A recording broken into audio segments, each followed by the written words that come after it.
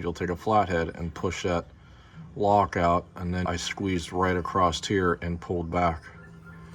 So, okay, I'm gonna do a quick video here to replace the wheel speed sensor on the front here, specifically the driver's side, because I broke it doing something not smart. So, just an overall view. I have to actually take it, you know, all the way down to the wheel bearing itself and all that fun stuff. So we're gonna get the wheel off and take the brakes off, including the rotor, and then we'll be good to go. And then depending on if, like this one has aftermarket inner wheel liner, I actually have to take this off. It's only, I think it's about 4 or 5 screws, you know, like sheet metal screws, body screws that go in and hold this.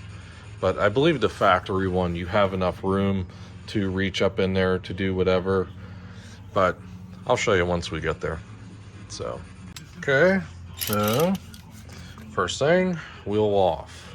You know, obviously you gotta put it up on a jack stands, do all that fun stuff. Make sure you're safe. Get your wheel off, and then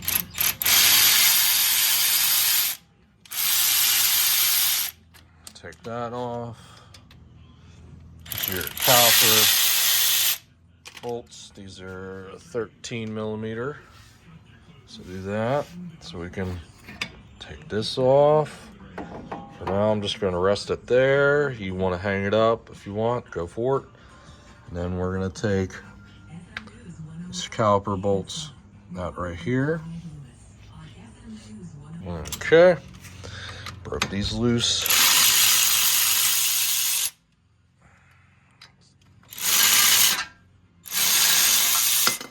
There we go. And then we can take the rotor off, set that aside.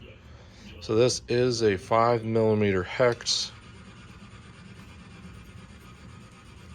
Take this, you know, lose the screw, put that aside. And normally it would come up and out. There's an O-ring that seals it, but mine was completely corroded, so had to do that. Well, it was already broke. So I pulled that out, and I ended up, because I already had to pull the wheel bearing out, I actually got a drill, got a small drill bit, and worked down in there.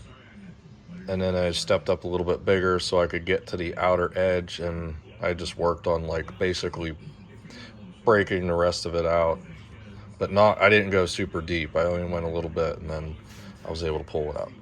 So, anywho, back on this. So once you pull that out, then you got this, you know, it's in your retaining bracket. And then this will be, they got these little rubbers, collars. They just kind of push into these holders on your brake hose, and they go all the way here. So you would follow that all the way up in there, and then it goes on top of your frame rail,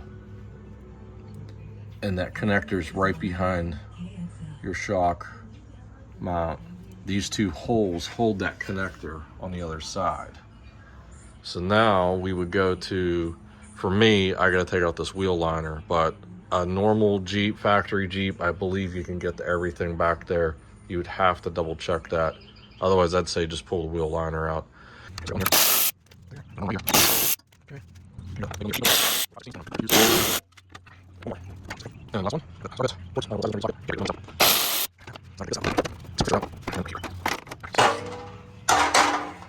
Side. So it's really not that bad. So, like I said, that connector, it's pushed into these two holes, and so you could see on this side it's hard to get to. It's already disconnected because I did this previously, but I'll show you what I did here. So this thing's up here like this. So what I did is I put a screwdriver on these that poked through, and I pushed it back through. So I pushed it back through. Connector was sitting just like this. It was plugged in.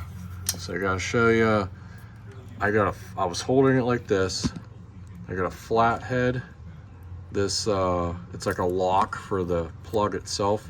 You have to slide that back. So I slid it that way with the flat head until it's about in that position there.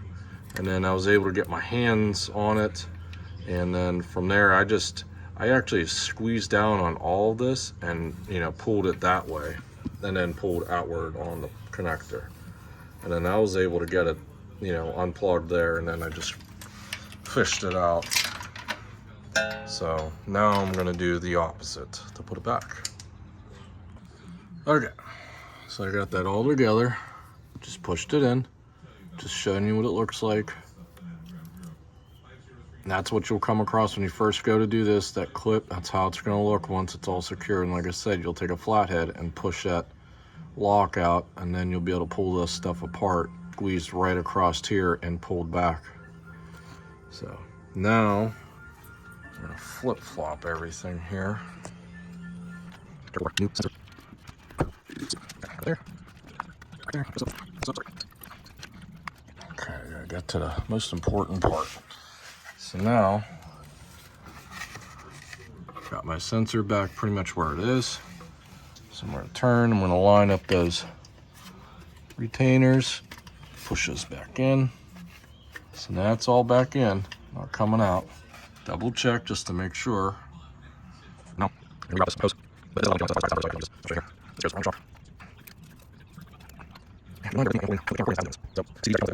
they clip in down here, so I will take out the old ones. I'll put these ones back in. That's no big deal. I'm gonna get this routed back up here. Okay, so once you get this all clipped in, your little hanger here, mine might be upside down, I'm not sure, but just double check.